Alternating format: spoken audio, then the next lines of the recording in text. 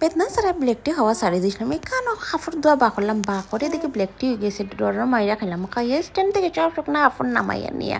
stand বারে ভিজা কাপড় দিয়ে মেরে দিলাম তারপরে ফাঁকেরে নিয়ে একটু সাদা ভাত আসলো দিলাম কেন আইয়া ব্রেকফাস্ট রেডি করিয়া খাইলাম খাইয়া দাইয়া কোমর বান্ধিয়া লাগছে দুপুরের রান্দাত এরপরে মাছ বেলা রেখেছি লবণ দিয়ে দইয়া আমার মশলা মাখাইয়া তেল গরম করিয়া মাছ সারিছি এদিকে আর একটা কড়াই বইছি সব জাতের মশলা দিয়ে মশলা নাকারি দিয়া পেঁয়াজ লবণ দিয়ে বলা ঠিকছে কষাইছি এদিকে আর একটা কুকার বই দিয়েছে কইছে চাইরও বাই তিনও বাই রান্দা বইতাম জলদি রান্দা হয়ে যেত তারপরে এখানে মাছ বইলাম একটু জলদি এখানে বাসন মাঞ্জাত লাগিয়েছে রকেট লঞ্চার লাহান কাজ করছে কেন মাছ ফ্রাই